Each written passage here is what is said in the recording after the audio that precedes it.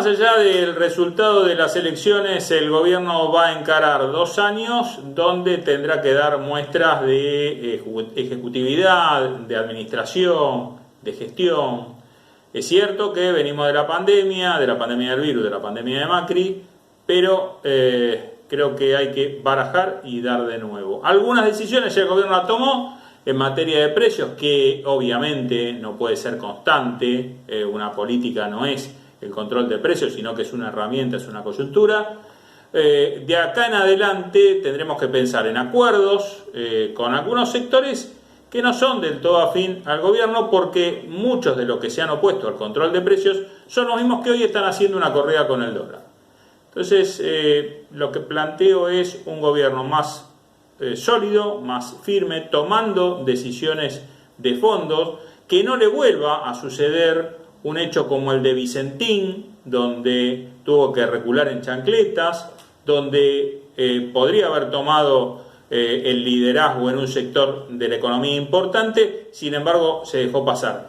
Y para muchos vemos que ese hecho puntual significó esta ida y vuelta del gobierno en negociar o retrotraer alguna situación cuando tenía una decisión tomada.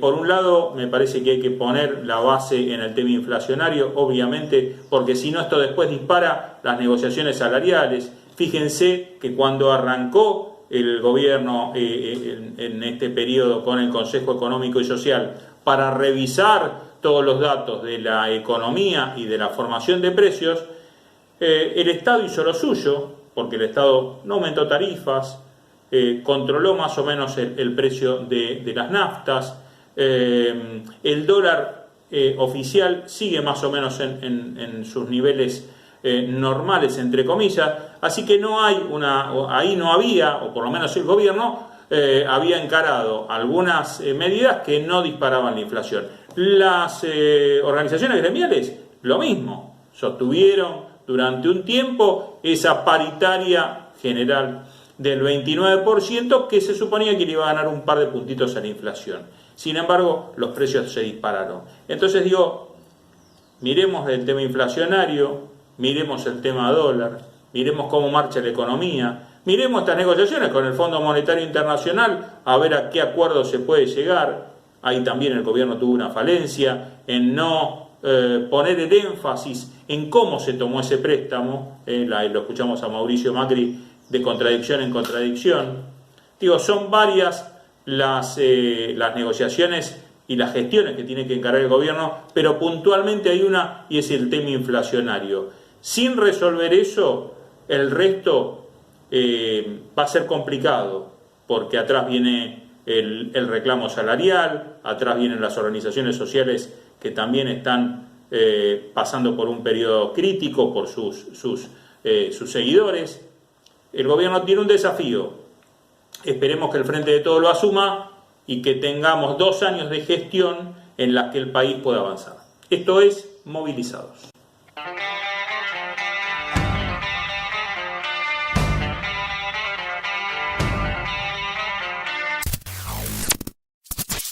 Sindicato de Obreros de Maestranza de la República Argentina.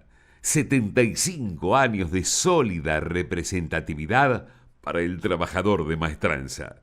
Compañero Oscar Guillermo Rojas, secretario general.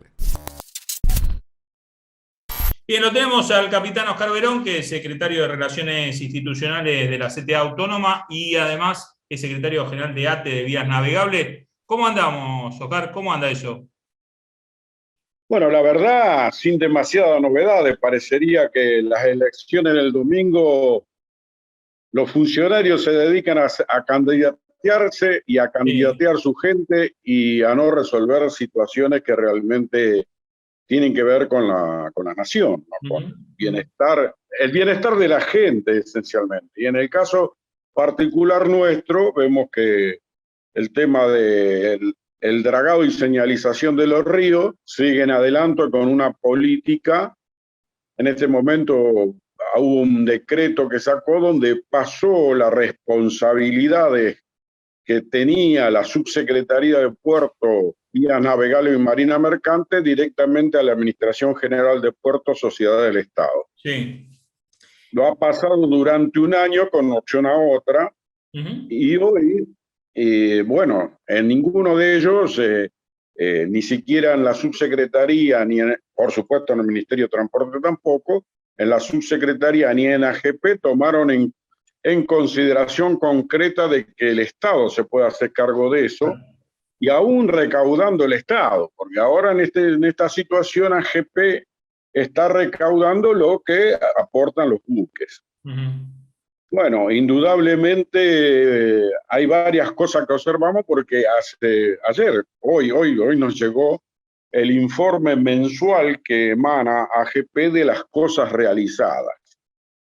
Y vemos que, por ejemplo, se ha dragado 853.000 metros cúbicos de material de sedimento, aclaran qué secciones, y resulta que para nosotros no nos sorprende lo que venimos sosteniendo desde siempre. Punta Indio se draga el 50% de sus 853.000 metros cúbicos.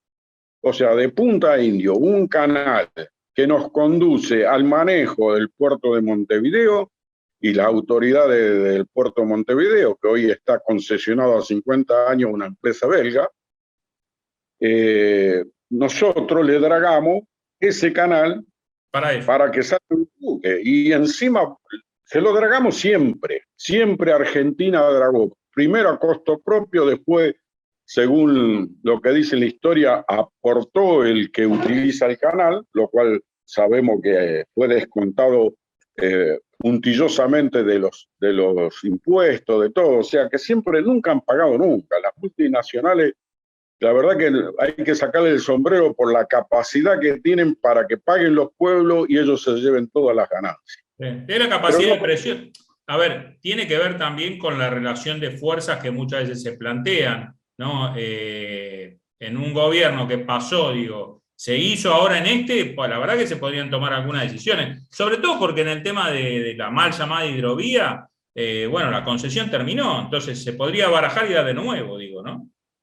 No, nosotros estamos de acuerdo que a lo mejor la transición de estos 2 años tenía que ser necesaria para apuntalar ciertas cosas, como en el aspecto de capacitación, más allá que el dragado lo está llevando esencialmente la draga Capitán Núñez, son argentinos, también el balizamiento son buque nuestro argentino, pero ponele.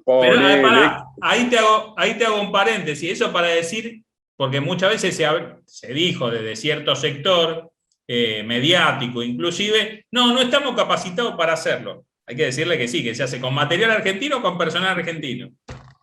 No, siempre dejaron la pelota picando y abajo el área, abajo de la línea del gol, ¿viste? No es que la dejaron en medio campo, pero bueno. Lo dijo el presidente, lo dijeron ministros, lo dijeron gobernadores, cuando algún periodista se atrevió a preguntarle por qué razón el Estado Nacional no se hacía cargo. Y la verdad que en ese momento me hubiera gustado estar un tete a tete, más de una vez lo pedimos en los canales de televisión, que convocaran al ministro y que convocaran a cualquiera de nosotros. Porque entonces uno le puede decir, en un país donde tenemos 5 premios Nobel, 2 de la paz, 2 de medicina, 1 de química, y ahora próximo vamos a tener 1 de física, que pusimos 2 satélites en órbita, qué sé yo, que estamos haciendo un desarrollo tecnológico ejemplar en lo que es en el área nuclear. ¿Cómo no vamos a poder manejar eso, no?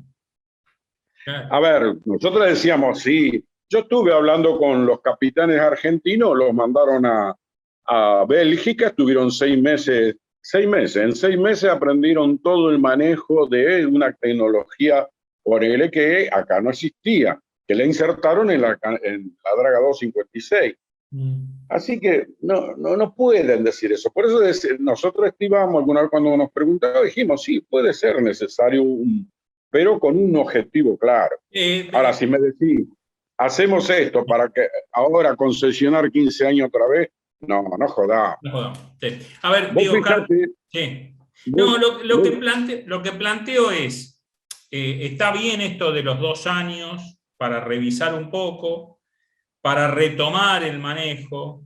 Ahora, la ley tendría que estar ya armada, porque en 2 años tenemos elecciones y no sabemos qué es lo que puede hacer el gobierno que viene, ¿no? En esto digo, me parece sería bueno como política de Estado, ¿no? Sentarnos todos. Totalmente. Inclusive, porque yo no sé si lo escuchaste a Bussi hace poquito, a alguien del tema del campo, que dijo el 50% de los camiones se evaden, el 50% de la producción del agro se evade. Yo te iba a comentar eso. Vos fijate cómo están cuando quieren, como ahora bajaron la orden, están descubriendo el contrabando de soja, de cereales, de maíz.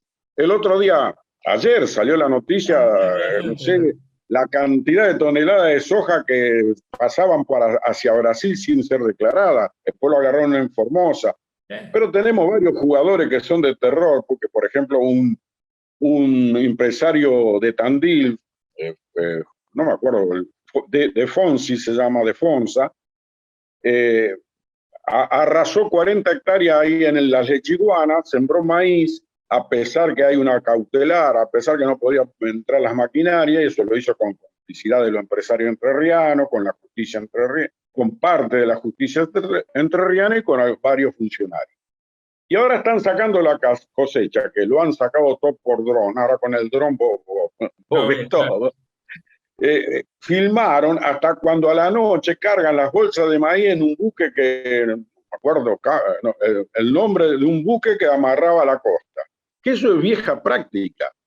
Lo han hecho con la soja, con las barcazas paraguayas de bajada, algún embarcadero medio disimulado, ellos suben y después lo bajan en Nueva Palmira. Por eso nosotros seguimos pidiendo la derogación del 949, donde pide que se ensanche y se profundice el canal Punta Indio, se ensanche y se profundice el río Paraná. Y el río Paraná solo no, el río Paranaguazú, el río Paraná Bravo que desemboca en Nueva Palmira, donde hay otra multinacional.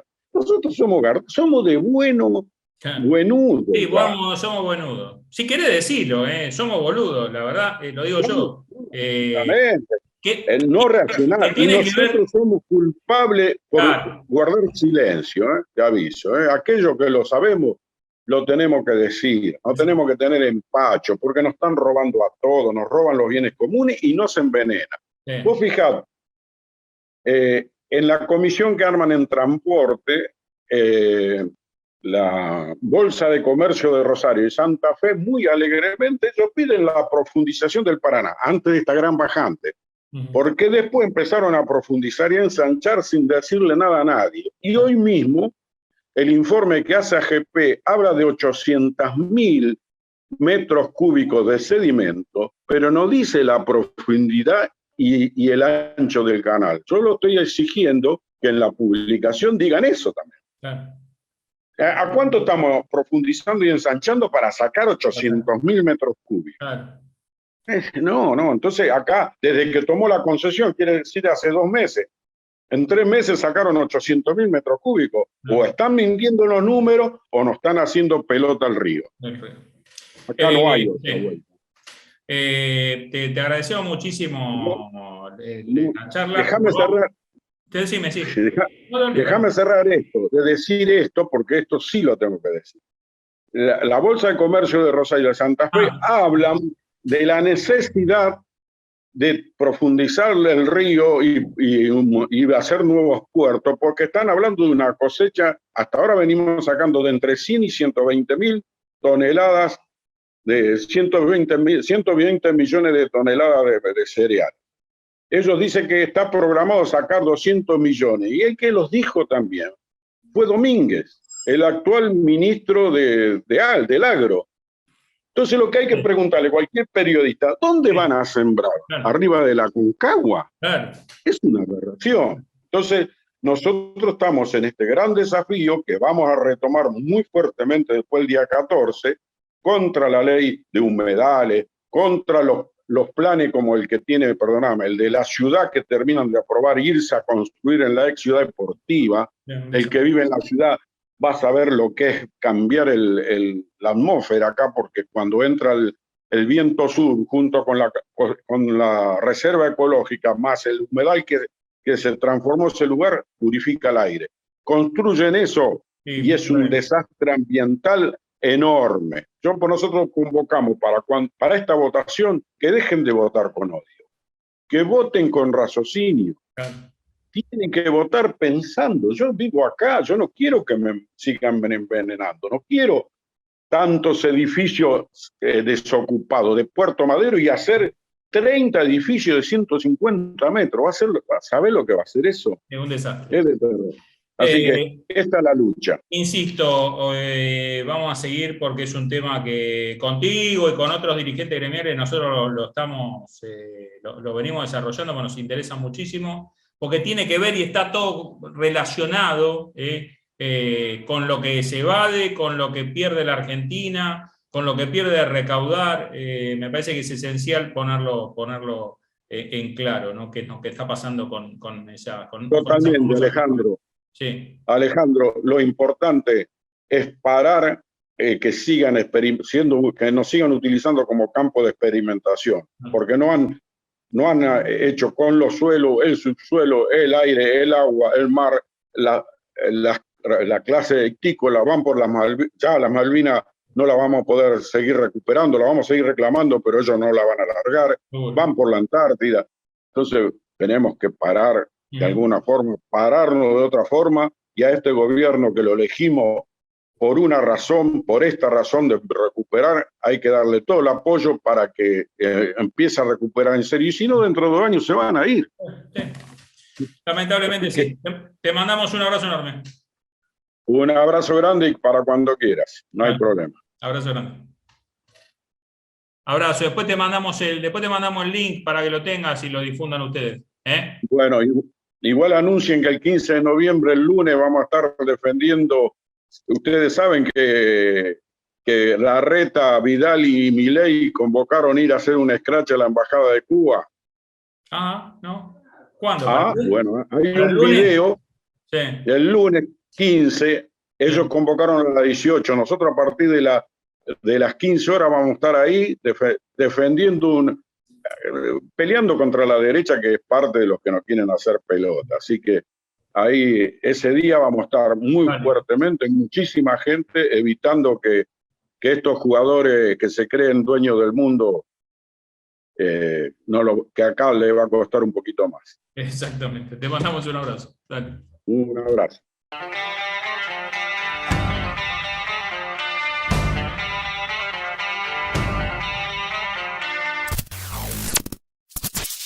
En esta cuarentena, necesitamos consumir diferentes tipos de productos para la vida diaria.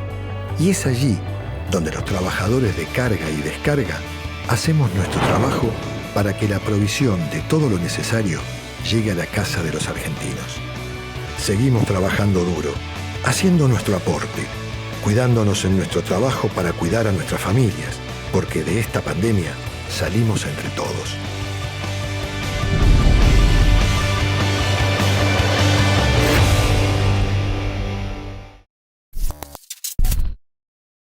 Lo tenemos al secretario general del Sindicato de los Trabajadores Municipales de Vicente López, Victorio Pirillo. Victorio, ¿cómo andamos?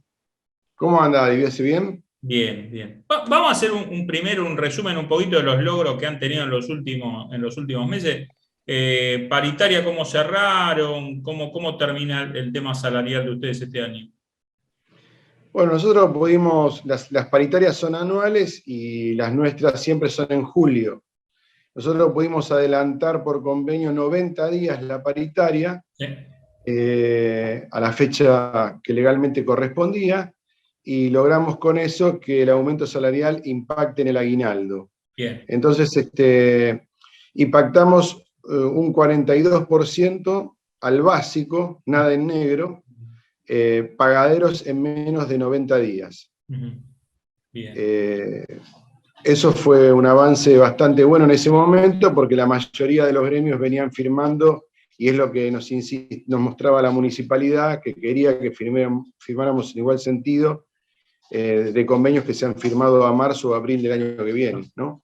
El 22. Nosotros eso lo rechazamos, eso tardó casi 25 días, pero al final triunfó nuestra postura y logramos eso. Logramos que la enfermería, a contrario censo que en Capital Larreta, sea declarada profesional y no administrativa, como hace el señor Larreta con el cuerpo de enfermería. También se ratificó el régimen de franqueros, el SAMOFOR, que es la recaudación de las obras sociales, de la facturación, que el 40% se distribuye entre todos los empleados de salud, desde la mucama hasta el director del hospital. Conseguimos los 12 días de estrés para todos, las insalubridades para los técnicos de laboratorio, de rayos, etc. Bueno, un montón de beneficios.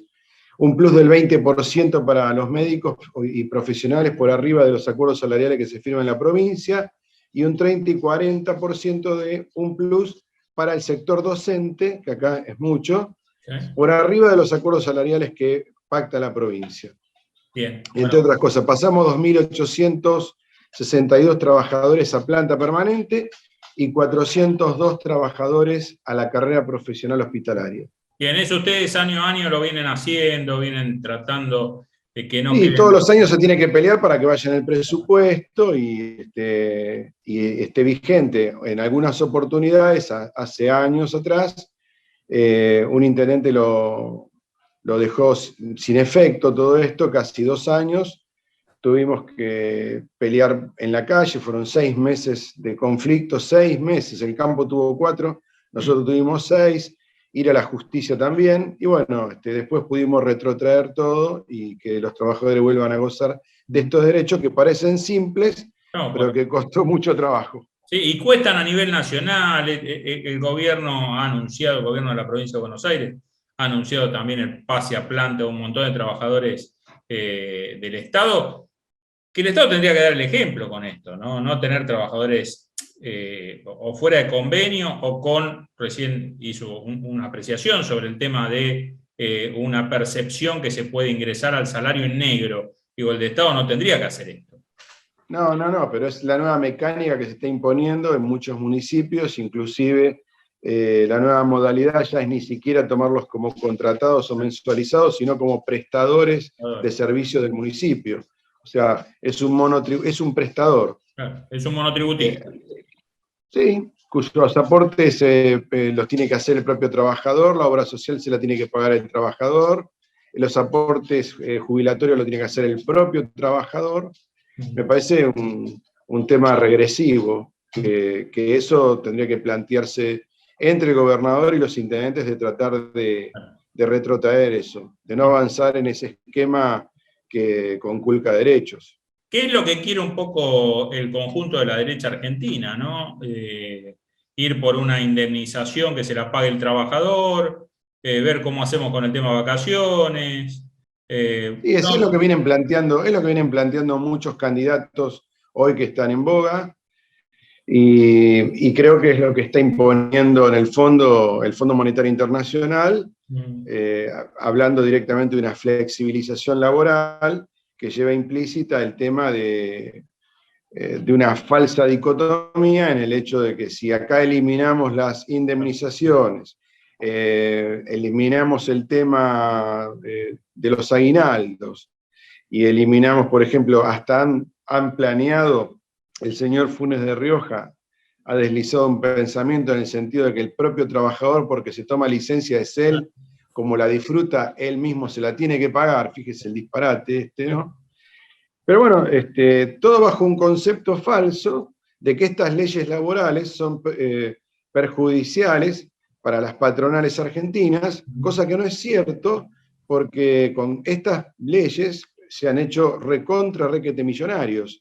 Y si usted ve el índice de dinero fugado de este país, y que está en los paraísos fiscales, viene primero la Unión Soviética y segundo viene o Rusia, y venimos nosotros, Argentina, con la mayor cantidad de dinero del sector empresario precisamente, que está en paraísos fiscales, y que tan mal con estas leyes no le fue. Sí. No sé Bueno, por qué se quejan tanto. hemos visto, Victorio, lo que ha ganado Molinos, Arcor, Ledesma.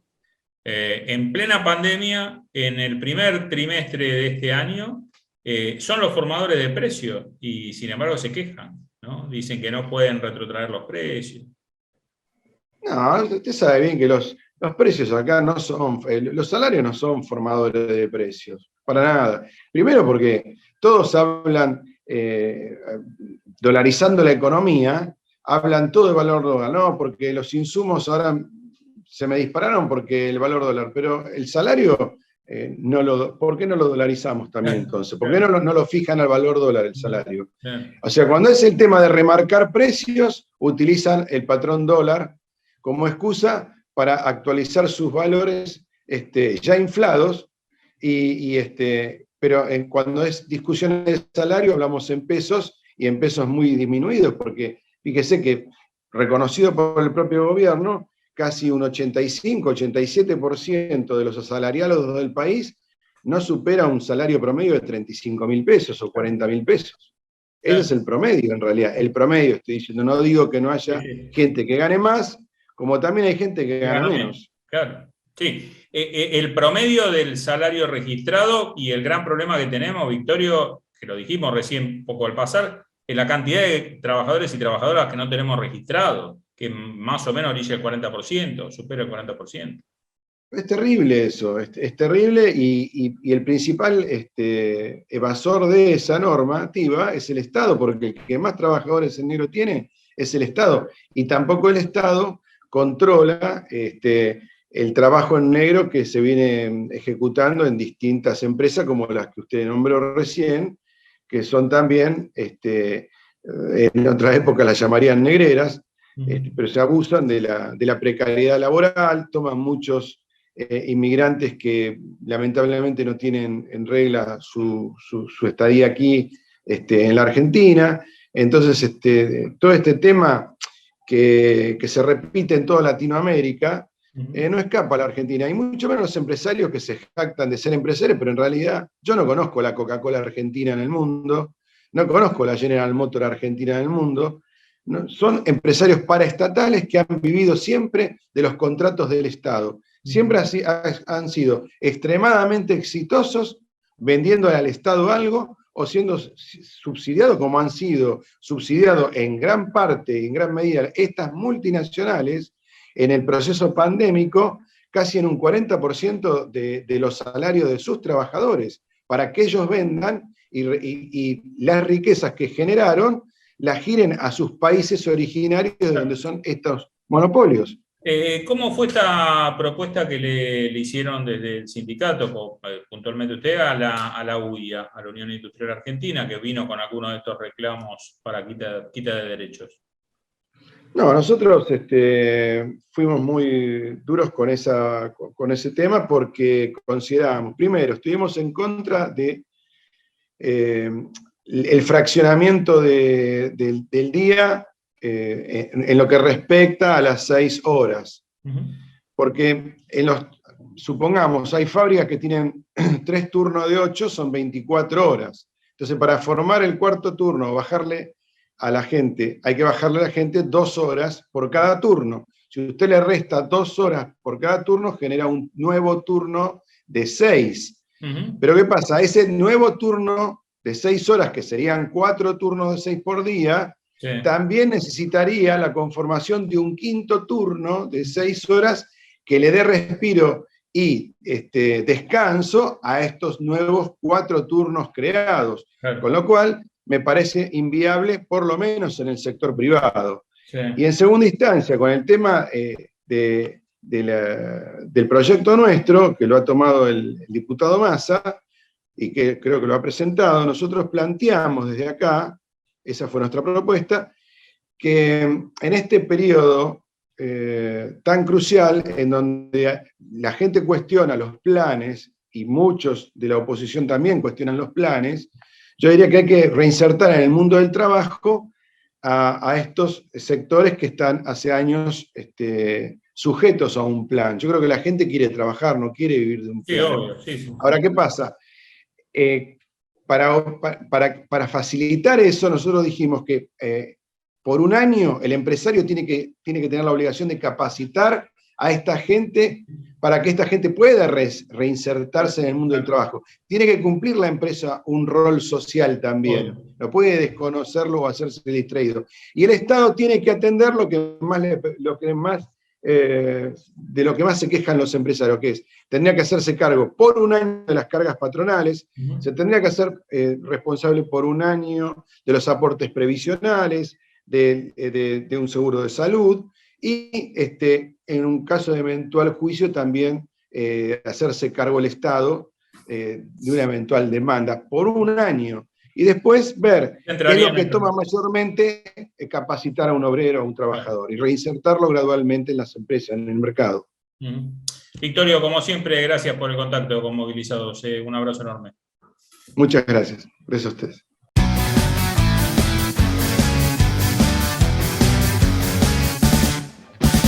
Bien, gracias por acompañarnos. Nos pueden seguir en www.conciliacionobligatoria.com. Ahí de información actualizamos todos los días, información gremial y laboral. Ahí están también los programas de Movilizados y los reportajes de La Primera Piedra. Y particularmente de lunes a viernes en los diferentes programas de Radio del Plata AM1030, ahí con los informes gremiales.